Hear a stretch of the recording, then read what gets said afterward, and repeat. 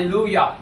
இன்று நம் ஆண்டவராகிய இயேசு கிறிஸ்து உங்களுக்கு தரும் இறை வார்த்தை 1 சாமுவேல், அதாவது 1 சாமுவேல் 30 அதிகாரம் 8வது வசனம். பழைய ஏற்பாட்டு 1 சாமுவேல் 30 அதிகாரம் 8வது வசனம். தாவீது கர்த்தரை நோக்கி, நான் அந்த தந்தை பின்தொடர வேண்டுமா, அதை பிடிப்பேனா என்று கேட்டான். அதற்கு கர்த்தர், அதை பின்தொடர், அதை நீ பிடித்து சகலத்தையும் திருப்பிக் கொள்வாய் என்றார். ஆமென். Praise the Lord. சகோதர சகோதரிகளே, இந்த வார்த்தையில ஆண்டவர் சொல்கின்றார், மகனே மகளே, நீ சகலத்தையும் திருப்பிக் கொள்வாய் என்று நம் ஆண்டவராகிய இயேசு கிறிஸ்து உங்களை பார்த்து சொல்கின்றார். நீங்கள் உங்கள் வாழ்க்கையிலே பல இழப்புகளை சந்தித்திருக்கலாம் சகோதர சகோதரிகளே. கடன் என்ற நிந்தையினால் வட்டி கட்டி கொண்டே இருக்கிறோம், இது என்னைக்கு தீருமோ அப்படின்னு நினைக்கிறீங்களா? இன்னைக்கு ஆண்டவர் சொல்றார், நீ உன் கடன்கள் எல்லாம் அடைத்து எல்லாவற்றையும் நீ சகலத்தையும் திருப்பிக் கொள்வாய் என்று கர்த்தர் சொல்கின்றார். அது போல நோயில இருந்து என் உடல் நலத்தெல்லாம் நான் இழந்துட்டேன், ஒரு சோனியை போல இருக்கேன், ஒரு உடல் நலம் இல்லாதவர் போல இருக்கேன், உடல் நலத்தெல்லாம் இழந்துட்டேன் அப்படின்னு நினைக்கிறீங்களா சகோதர சகோதரிகளே? இன்று கர்த்தர் உங்களை பார்த்து சொல்கின்றார், நீ உடல் நலத்தை மீண்டும் பெற்று சகலத்தையும் திருப்பிக் கொள்வாய் என்று ஆண்டவர் உங்களை பார்த்து சொல்கின்றார். சகோதர சகோதரிகளே, நீங்கள் எதை இழந்தாலும் அதை சகலத்தையும் என்றால் அனைத்தையும் திருப்பிக் கொள்வீர்கள், அதாவது மீட்டுக் கொள்வீர்கள் என்று ஆண்டவர் உங்களை பார்த்து சொல்கின்றார். ஆமென். இப்பொழுது நாம இந்த நிகழ்வுக்கு வருவோம். இந்த வசனத்தை இப்ப நம்ம தியானிக்க போகிறோம். இப்ப 1 சாமுவேல் 30 அதிகாரம் 8வது வசனத்துல இந்த நிகழ்வு நடக்குது. இதான் நம்ம வாசிச்சோம். இதற்காக இத பத்தி நம்ம தியானிக்கணும்னா, இதற்காக நாம் 1 சாமுவேல் 27வது அதிகாரத்துல வந்தாதான் இது நன்றா இது என்ன நிகழ்வுங்கிறத நம்ம தெளிவா தெரிந்து கொள்ள முடியும். இப்ப 1 சாமுவேல் 27வது அதிகாரத்துல பாத்தீங்கன்னா, தாவீது என்ன பண்றாரு, சவுல் என்னை கொன்று விடுவார் என்று சொல்லி இஸ்ரவேல் தேசத்திலிருந்து புறப்பட்டு பெலிஸ்திய தேசத்திற்கு போகலாம் என்று இருக்கிறார். இது ஏன் இப்படி போறார்ன்றதை முதல்ல நீங்க தெரிந்து கொள்ள வேண்டும். கர்த்தர் முதலில் சவுல் என்ற மன்னனை தன்னுடைய இஸ்ரேல் மக்களை ஆட்சி செய்வதற்காக செலக்ட் பண்றாரு. இந்த சவுல்ங்கிற மன்னன் இருக்கிறப்ப அவன் கர்த்தருடைய வார்த்தைக்கு கீழ்ப்படியாம போய் அவர் சொன்ன வார்த்தைக்கு அசட்டை பண்ணதுனால கர்த்தர் அவனை ராஜாவாக இல்லாதபடி எடுத்துவிட்டு அந்த இடத்திலே தாவீதை ராஜாவாக அமர்த்த வேண்டும் என்று அபிஷேகம் பண்ணுகிறார். இப்ப தாவீது போர் செய்து வர்றப்ப சவுல் கொன்றது 1000, தாவீது கொன்றது 16,000 என்று பெண்கள் பாடினதிலிருந்து தாவீது சவுல் பார்க்கின்றான், நம்ம ராஜா, நமக்கு அடுத்து தாவீது எப்படியாவது ராஜாவாகிடுவான், இவனை எப்படியாவது நம்ம கொண்டுடணும், அப்பதான் நம்ம சந்ததியா நம்ம சந்ததி எல்லாம் ராஜாவா வரும்னு சொல்லிட்டு எப்படியாவது தாவீதை கொண்டுடணும்னு சொல்லிட்டு ஒவ்வொரு நாளும் பார்த்து எப்படியாவது ஒரு நிகழ்வு கிடைச்சா தாவீதை கொண்டு பார்க்கணும். இது ஒரு ஸ்டேஜுக்கு அப்புறம் தாவீது என்ன பண்றாரு, இதுக்கப்புறம் இந்த 1 சாமுவேல் 27வது அதிகாரத்துல எத்தனையோ தடவை ட்ரை பண்ணிட்டாரு, இதுக்கப்புறம் இங்க இருந்தா எனக்கு பிரச்சனை, இனிமேல் இஸ்ரவேல் தேசத்துல நான் இருந்தா தானே சவுல் என்ன கொல்ல முடியும், இனிமேல் நான் இஸ்ரவேல் தேசத்தை விட்டு பெலிஸ்தியருடைய தேசத்துக்கு போனா என்னை தேடுறதே சவுல் விட்டுருவாரு, அதுக்கப்புறம் நம்ம ஃப்ரீயா வாழ்ந்துக்கலாங்கிறத நினைச்சிட்டு தான் என்ன பண்றாரு தாவீது 1 சாமுவேல் 27ஆம் அதிகாரத்துல இஸ்ரவேல் தேசத்தை விட்டு பெலிஸ்தியர் தேசத்துல காத் பட்டணத்துல ஆகீஸ் அப்படிங்கிற ராஜாட்ட போய் அசிஸ்டண்டா சேர்ந்துக்கிறாரு. அது அப்படிதான் போட்டு போர் தலைவனா சேர்ந்துக்கிறாரு. இப்ப இப்படி இருக்கிறப்ப நாட்கள் சென்று கொண்டிருக்கிறது. அப்ப ஆகீஸ் வந்து சொல்றாரு, இது மாதிரி நான் உனக்கு சேர்ந்துக்கிறப்பா, உன் போர் வீரர் படையில இருந்தா இருந்து உனக்கு எல்லாம் ஹெல்ப் பண்றேன், எல்லாம் பண்றேன், அப்ப ஒரு பட்டணத்தை நீங்க எனக்கு தரணும், அந்த பட்டணத்துல நான் வந்து இருப்பேன் அப்படின்னு சொல்றாரு. அப்ப அந்த பட்டணம் என்ன, அந்த பட்டணத்தோட பேர் என்ன, சிக்லாக். அந்த சிக்லாக் அப்படிங்கிற பட்டணத்தை உடனே ஆகீஸ் என்ன பண்றாரு, தாவீதுக்கு கொடுக்கிறாரு. இந்த சிக்லாக் அப்படிங்கிற பட்டணத்துல தான் தாவீது 16 மாதங்கள், அதாவது 1 வருடம் 4 மாதங்கள் இருந்தாலும் வசனம் சொல்லுது. அப்ப 16 மாசங்க இருக்கிறாரு. இந்த 16 மாசம் நல்லா போயிட்டு இருக்கு, போருக்கு போயிட்டு வர்றாரு, அவர்கிட்ட சொல்றாரு, இது மாதிரி அந்த தேசத்துக்கு போன இந்த தேசத்துக்கு போன எல்லாரும் கொண்டு எல்லாம் சொல்லி அப்படியே இருக்கு.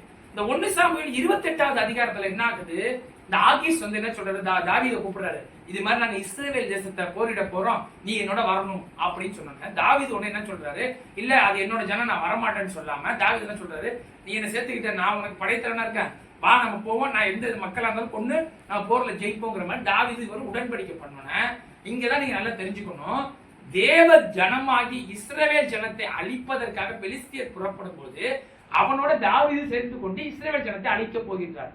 அதாவது தன் சொந்த ஜனங்களையே அழிப்பதற்காக தாவீது பெலிஸ்தியருடன் சேர்ந்து கொண்டு போகின்றார், உடன்படிக்கை பண்ணி வாங்க கொண்டுருவோம்.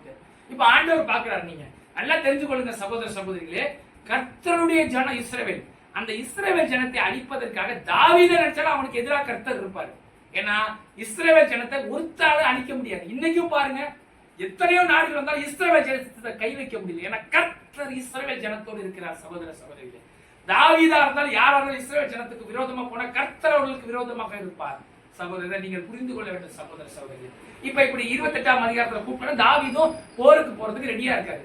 இந்த 1 சாமுவேல் 29வது அதிகாரத்துல என்ன ஆகுது, இப்படி போனதுக்கு அப்புறம் போருக்கு கிளம்ப இருக்கப்ப அந்த பெலிஸ்தியருடைய பிரபுக்கள் வந்து இந்த ஆகீசின் இடத்துல சொல்றாங்க, என்ன நீ இவன் ஒரு எபிரேயன், இப்ப நம்ம எபிரேயர்களை தான் அட்டாக் பண்ண போறோம், அவன் அங்க போனா அவன் ஆளுங்களோட சேர்ந்துட்டு நமக்கே சத்துருவா எதிரியா மாறிடுவான், இவன் இந்த போருக்கு அழைச்சிட்டு வராத, இவன் அனுப்பிவிடு அப்படின்னு சொல்லிட்டு இந்த ஆகீஸ் பண்ணிட்டு பெலிஸ்திய பிரபுக்கள் சத்தம் போடுறாங்க. இது மாதிரிலாம் தாவீதை கூட்டிட்டு வராதப்பா பிரச்சனை ஆயிடும்.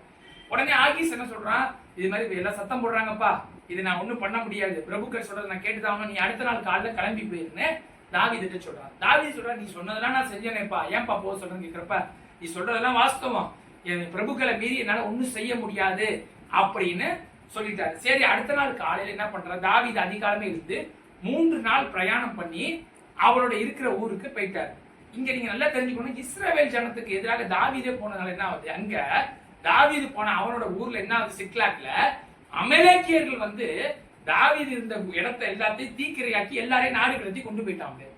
அப்ப போனதுக்கு அப்புறம் தாவீது போய் 3 நாள் கழிச்சு அவங்க ஊர்ல சிக்லாக்ல போய் பார்த்தா தீக்கிரை ஆகி கிடக்க ஊரு, மக்கள் எல்லாத்தையும் அவன் கொண்டு போயிட்டான் அமலேக்கியன். உடனே தாவீது என்ன பண்றாருன்னு நீங்க பாத்தீங்கன்னா, தாவீதோட இருந்த 600 பேர், தாவீதும் அவனோட இருந்த 600 பேர் என்ன பண்றாங்க, வந்தோடனே இந்த 600 பேர் தாவீதுக்கு விரோதமா வந்து, ஒன்னாலதான் நாங்க போனோம், இவனை மன கிளேசத்தினால் தன்னுடைய மனைவி பிள்ளைங்க எல்லாம் போனதுனால தாவீதை கல்லெறிஞ்சு கொள்ளுங்க அப்படின்னு இந்த 600 பேர் சொல்றாங்க. அப்பதான் இந்த வசனத்தை நீங்க படிக்கணும். 1 சாமுவேல் 30ல தாவீது என்ன பண்ண, கர்த்தருக்குள் தன்னை திடப்படுத்தி போட்டாங்க. இந்த மாதிரி பிரச்சனை வந்துருச்சு. இப்படி வந்ததுக்கு அப்புறம் கர்த்தர்ட்ட போய், ஆண்டவரே நான் போனதுதான் தப்புதான், வாஸ்தவம் நான் மன்னிச்சிருங்க, இப்ப நான் என்ன செய்வது அப்படின்னு திகைத்து போயிருக்கப்ப கர்த்தரிடத்துல போய் கேட்கிறான். தாவீது தன்னா சுயமா ஒரு முடிவு எடுக்காம என்ன பண்றான், ஆண்டவரே இது மாதிரி பண்ணி நான் அங்க போலாமா, என் மனைவி மக்கள்லாம் நான் மீட்டுக் கொள்ள முடியுமா அப்படின்னு கேட்கிறப்ப, நீ போ சகலத்தையும் திருப்பி கொள்வாங்கிற வசனத்தை தான் கர்த்தர் சொல்றாரு. அதை தான் நம்ம இன்ட்ரோடக்ஷன்ல படிச்சோம். இதே மாதிரி போகிறப்ப தாவீது கிளம்பி போறாரு 600 பேரோட. இந்த 600 பேரோட போகிறப்ப இதுல வந்து 200 பேருக்கு போற வழியில டயர்ட் ஆயிடுறாங்க. பேச ஒரு ஆற்றங்கரையில 200 பேர் இருந்துட்டாங்க. மீதி இருக்கிற 400 பேரும் தாவீது கடந்து போய் அங்க போர் புரிந்து ஒரு நாள் அளவுக்கு, முதல் நாள் சாயந்தரத்துல இருந்து அடுத்த நாள் சாயந்தரம் வரைக்கும் ஒரு நாள் ஃபுல்லா போர் புரிந்து அவங்களை ஜெயித்து எல்லாத்தையும் கொண்டுட்டு தாவீது வராரு. இப்படி வர்றப்ப இந்த 400 பேர் தாவீதோட போய் ஜெயிச்சாங்க பாத்தீங்களா, அந்த பேலியாளி மக்கள் அங்க வசனத்துல வரும். அவன் என்ன பண்றான், உடனே நம்ம தான் ஜெயிச்சோம், இந்த கொள்ளையில பங்கிட்ட பொருட்களை நம்ம 400 பேர் தான் எடுத்துக்கணும் அப்படின்னு சொல்றப்ப தாவீது சொல்றாரு, தவறு சகோதரனே, நீ சொல்றது தவறு, அப்படி இல்ல, 600 பேருக்கு சமமாக பிரி. அவன் டயர்ல உட்கார்ந்துட்டான், நம்மளோட தான் வர பார்த்தான், அவனால வர முடியல, நீ 600 பேருக்கு தான் பிரிக்கணும்னு சொல்லி சரிசமமாக பிரித்து எல்லோருக்கும் அந்த கொள்ளையிட்ட பொருளை சரிசமமாக தாவீது பிரித்து கொடுத்தார். தாவீது அந்த முறை தான் இன்னைக்கு வரைக்கும் இருக்குன்னு பைபிள்ல போட்டிருக்கணும்.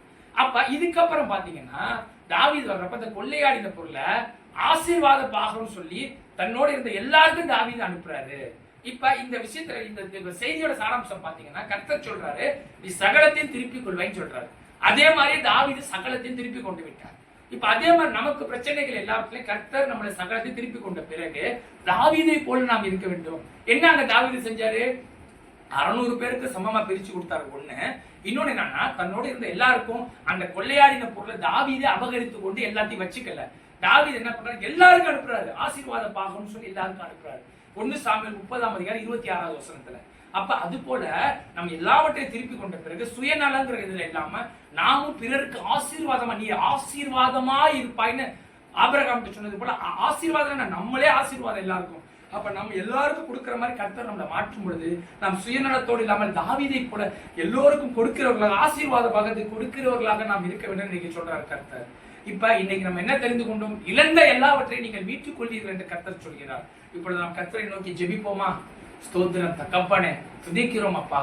அப்பா நீ சகலத்தையும் திருப்பிக் கொள்வாய்ன்னு சொல்லி இந்த செய்தியின் வழியாக நாங்கள் இழந்த எல்லாவற்றையும் நீர் எங்களுக்கு தருகிறீர் தகப்பனே.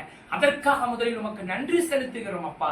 அப்பா இந்த காணொலியை பார்த்து கொண்டிருக்கிற உங்களுடைய பிள்ளைகள் ஒவ்வொருவரும் அவர்கள் இழந்த எல்லாவற்றையும் அனைத்தையும் மீட்டுக் கொண்டு இயேசுவே ஆண்டவர் என்று அவர்கள் அறிந்து கர்த்தரை அறிகிற அறிவை அவர்கள் பெற்று உம்மை நோக்கி வருபவர்களாக இருந்து பரலோகத்தின் பிள்ளைகளாக மாற வேண்டும் என்று இயேசுவின் நாமத்தில் ஜெபிக்கிறோம் பிதாவே. ஆமென். Praise the Lord. ஆமென். கர்த்தர் உங்களை அளவில்லாமல் ஆசீர்வதிப்பாராக. இந்த வீடியோ நீங்க பார்த்து முடிச்சதுக்கு அப்புறம் சப்ஸ்கிரைப் ப்ரோ செபாஸ்டின்ங்கற இந்த யூடியூப் சேனல் அனைவரும் சப்ஸ்கிரைப் பண்ணுமாறு இயேசுவின் நாமத்தில் கேட்டுக்கொள்கிறோம். Price the Lord. Thank you.